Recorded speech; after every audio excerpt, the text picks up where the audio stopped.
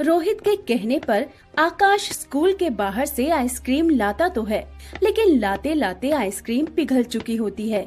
इसीलिए रोहित बहुत गुस्सा हो जाता है। आइसक्रीम पिघल क्यों गया? लानत है तुझ पर, एक काम ठीक से नहीं कर सकता है तू। ये बोलकर रोहित ने आकाश को थप्पड़ मारा। रोहित ऐसे ही सब पर अपना रौब जमाता है, सिवाय नेहा के। नेहा इस क्लास की फर्स्ट गर्ल है और वो रोहित को भाव ही नहीं देती। यार नेहा, रोहित तो दिन ब दिन हैंडसम होता जा रहा है। काश वो मेरा बॉयफ्रेंड होता। क्या हमेशा रोहित रोहित करती रहती है? क्या दिखता है तुझे उस रोहित में, लफंगा कहीं का? अरे जाने मन, मुझे रोहित में जो दिखता है तुझे भी दिखेगा।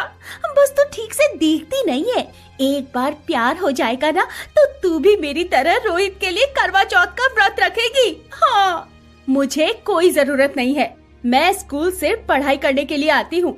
मुझे पढ़ाई करके नौकरी करनी है, परिवार को गरीबी से मुक्त करना है। नेहा के माता पिता बहुत गरीब थे, इसीलिए नेहा मन लगाकर पढ़ाई करती थी। उसी क्लास में एक और गरीब लड़का पढ़ता था। उसका नाम था लोकेश।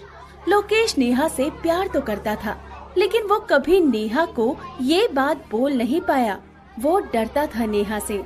ऐसे ही हर रोज सुबह से शाम तक क्लास में कुछ न कुछ होता रहता था। लेकिन एक दिन ऐसा कुछ हुआ जिससे नेहा की पूरी जिंदगी बदल गई। स्कूल में मोबाइल फोन ले आना मना था, लेकिन रोहित किसका सुनने वाला था। वो हर रोज क्लास में फोन लाता था और इस बात से नेहा परेशान हो गई। नेहा क्लास की मॉनिटर थी। उसने ये बात टीचर को बता दी। टीचर, क्लास में मोबाइल फोन ले आना मना है ना, लेकिन रोहित हर रोज मोबाइल लाता है और सबको दिखाता है। वो सबको परेशान करता है टीचर। टीचर गुस्सा हो गए। रोहित, तुम अमीर बाप के बेटे हो, इसका मतलब ये नहीं कि तुम कुछ भी करोगे। अगली बार ऐसा हुआ तो तुम्हें स्कूल से निकाल दिया जाएगा। टीचर रोहित का मोबाइल लेकर चले गए। रोहित मन ही मन बहुत ज्यादा गुस्सा हो गया। आकाश ने रोहित से कहा, रोहित, इस नेहा का कुछ करना पड़ेगा। इसकी एक्सीडेंट करवा देते हैं। नहीं, मैं नेहा के साथ उससे भी बदतर करने वाला हूँ। मैं इसे अपने प्यार के जाल में फंसाऊंगा और उसके बाद रोहित ने पूरा प्लान बना लिया था। क्लास के बाद लोकेश नेहा के पास गया और कहा, नेहा, तुमने बिल्कुल सही काम किया है, लेकिन उस रोहित से बच के रहना। मैं तुम्हें घर छोड़ दूं? नहीं, मैं अकेली जा सकती हूँ। नेहा चली गई। नेहा गुस्से वाली थी और वो किसी भी लड़के से बात नहीं करती थी। रास्ते में नेहा के सामने अचानक से रोहित आ गया। नेहा डर गई। क्या बात है, तुमने मेरा रास्ता क्यों रोका? नेहा ने सोचा कि रोहित अभी उसे मारने वाला है, लेकिन नेहा को चौंकाकर रोहित ने कहा, नेहा, तुमने आज जो किया उसके लिए मैं तुम्हें थैंक यू बोलने आया हूँ। क्या थैंक यू? मुझे? लेकिन क्यों? मैं पैसों के अहंकार में अंधा हो गया था। मोबाइल और गेम्स के चक्कर में मेरी पढ़ाई नहीं हो पा रही थी, लेकिन मोबाइल चले जाने के बाद मुझे अभी पढ़ाई करने में अच्छा लग रहा है। Thank you Neha. नेहा खुश हुई और हंसकर कहा, कोई बात नहीं। अब वैसे तुम जितने बुरे दिखते हो उतने बुरे हो नहीं, काफी अच्छे हो। हाँ, वो तो मैं हूँ। और ऐसे ही नेहा रोहित के जाल में फंस गई। उन दोनों की दोस्ती हो गई और रोहित ने कहा, नेहा, मैं पढ़ाई में तुम्हारी तरह अच्छा नहीं हूँ, मुझे पढ़ने में मदद करोगी? हाँ रोहित, क्यों नहीं। आज शाम को बैठते हैं फिर, लेकिन मेरा घर टूटा फूटा है। कोई बात नहीं, चलिए आओ मेरे घर पे। नेहा शाम को रोहित के घर चली गई और दोनों मिलकर पढ़ाई करने लगे। लोकेश ने ये देखा तो मन ही मन सोचने लगा, हाँ? नेहा रोहित के चक्कर में कैसे पड़ गई? नहीं नहीं, रोहित अच्छा लड़का नहीं है, जरूर कुछ गड़बड़ है। लेकिन धीरे धीरे नेहा रोहित के प्यार में पड़ रही थी। वो एक साथ स्कूल आने लगे थे, एक साथ एक ही डेस्क पर बैठने लगे थे। नेहा की सहेलियां उसे चिढ़ाने लगी थी।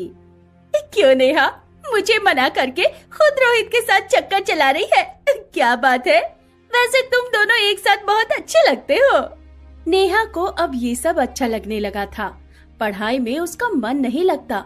सभी उससे कहते कि रोहित के साथ उसकी शादी हो जाए तो लाइफ सेट है।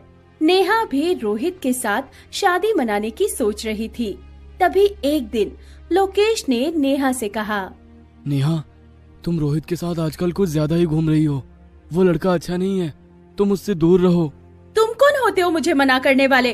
अब भागो यहाँ से। नेहा प्यार में थी, उसने लोकेश की बात ही नहीं सुनी। 2 दिन बाद करवा चौथ था। रात को नेहा रोहित के साथ कमरे के अंदर बैठकर पढ़ाई कर रही थी। तभी रोहित ने बत्ती बुझा दी। ये क्या रोहित, तुमने बत्ती क्यों बुझा दी? बत्ती की जरूरत नहीं है, मैं तो तुम्हारी आंखों की रोशनी में पढ़ सकता हूँ। दोनों ने एक साथ रात बिताई। बाहर बिजली कड़की और बारिश भी होने लगी। अगला दिन नेहा ने रोहित के साथ ही बिता दिया और अगले दिन वो करवा चौथ मनाने का इंतजाम करने लगी। लेकिन तभी उसे उल्टी हो गई। अरे ये क्या हुआ? अभी उल्टी क्यों हो गई? मैं प्रेग्नेंट तो नहीं हूँ? नेहा गर्भवती हो गई थी।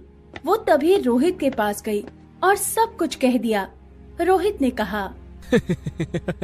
मुझे पता है, मेरा तो यही प्लान था। प्लान था?